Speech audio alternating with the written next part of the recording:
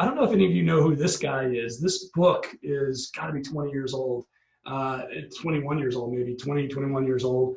This is Jordan Rubin. He is the first entrepreneur I really ever met and had the chance to spend some time with. I met him in 1999 out of his home. He was doing a couple $1 million in sales out of Palm Beach Gardens, Florida, which is literally 5 miles that way as the crow flies. He had 9 employees. He had his R&D was in the kitchen. His fulfillment was in garage. His wife was the bookkeeper. She was in a small room. I think their bedroom was set up for sales and had phones, and there's 3 people working in their bedroom sitting on the bed on phones. It was an amazing startup, and Jordan had just launched this book. Jordan had a disease in the mid-90s that actually made him drop out of college, and it was a debilitating disease. You can see it here on the left.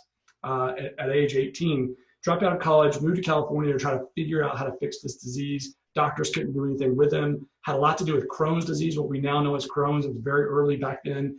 We didn't know it was Crohn's, but it had all these immunity issues. And so you can see he's rail thin here in this picture.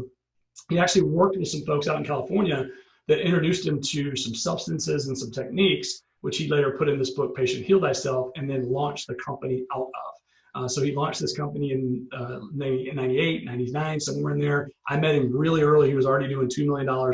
He was selling this little black powder in the baggies out of his home direct. He had put he'd been written up in a doctor's newsletter. And out of that newsletter, he was getting people calling for this little black powder. He was selling it in baggies out and doing direct mail, and FedEx would show up and they're shipping stuff every day. It was incredible. So what made Jordan so special? 3 things come to mind for me in terms of what made Jordan special. He was inspiring. This story that he put in this book, Patient Heal Thyself, he told it over and over and over again to anybody who would listen. He was deeply impacted by this story, and he learned and honed that story down to an essence to where he could give the story to anybody. If he was sitting beside you on a plane, or if he was sitting in front of 500 people in a conference room in New York, which I was there with him for that, with the Vitamin Shop. He could tell this story and get people in a way that was so inspiring. He had a singular focus on getting people well and helping people get well through what got him well. And so number 1 was inspiring. Number 2, he was really courageous. He launched and poured everything he had into this company, every last cent he had.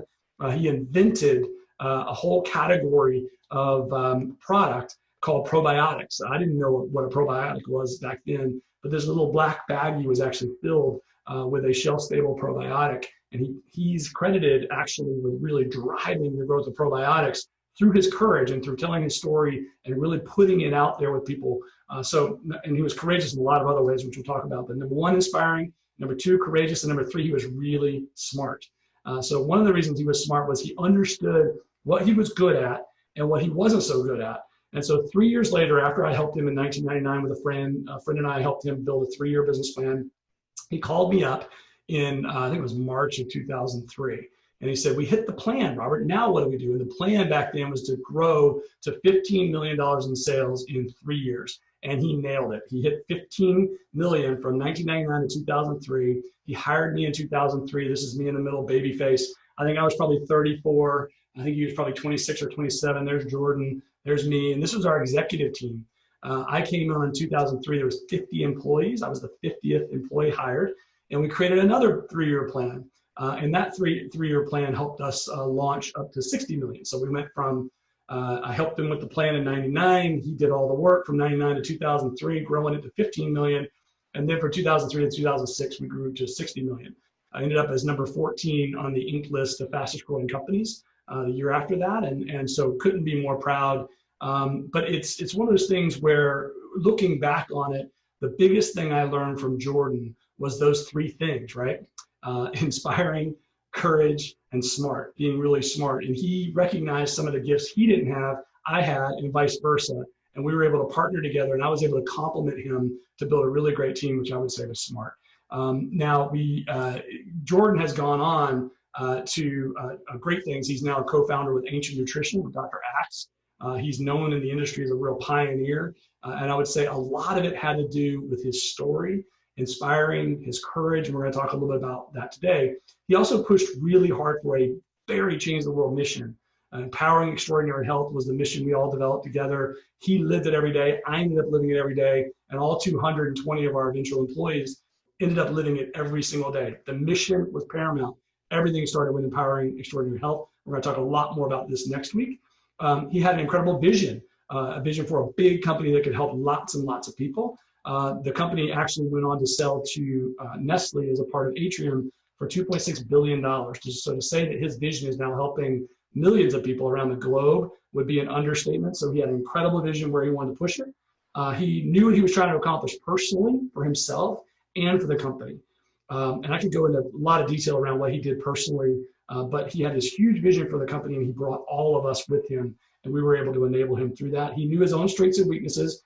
He's a master product formulator, master communicator, and inspirer, not so good at organizing strategy or hiring and firing people, some of the things that I'm better at. We were able to complement one another on that. But he knew his strengths and weaknesses, and I've met a lot of founders or a lot of entrepreneurs that don't really take the time to understand your strengths and weaknesses and to complement yourself with that. Sometimes they luck into a partner, they luck into a great co-founder, or they luck into a COO that helps to complement them, but being very intentional about it. And I'd say Jordan was extremely intentional about his strengths and weaknesses and understanding that in a big way. And he inspired the whole team and got us all rowing in the same boat, moving everything forward. But last but not least, I just want to touch on this. His incredible courage stemmed from his very personal, vulnerable story. Very vulnerable, very personal story. And I'd say that as he stuck his toe in the water on telling that story, his courage grew and grew and grew. And we're going to talk a lot more about that today. Jordan is one of the finest entrepreneurs I ever met. I give him tons of credit for getting me into this industry where I fell in love with the natural products industry and what it is I do and putting me on the path to where I am.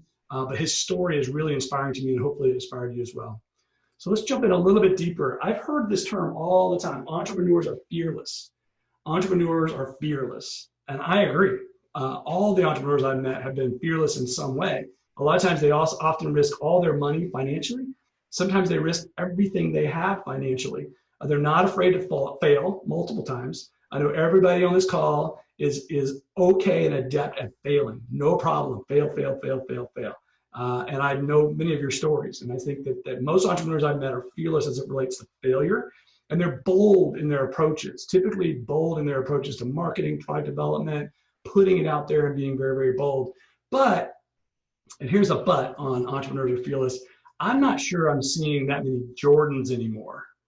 I'm not sure I'm seeing the entrepreneur that's so committed to courage, especially around their personal story. I'm not sure I'm seeing that as much as I used to in the natural products industry 20 years ago. And there was a lot of them. In fact, I got off the phone with a couple of them this week, some real founders that you know, like Rick Scalzo of Gaia or Drake Sadler of Traditional Medicinals.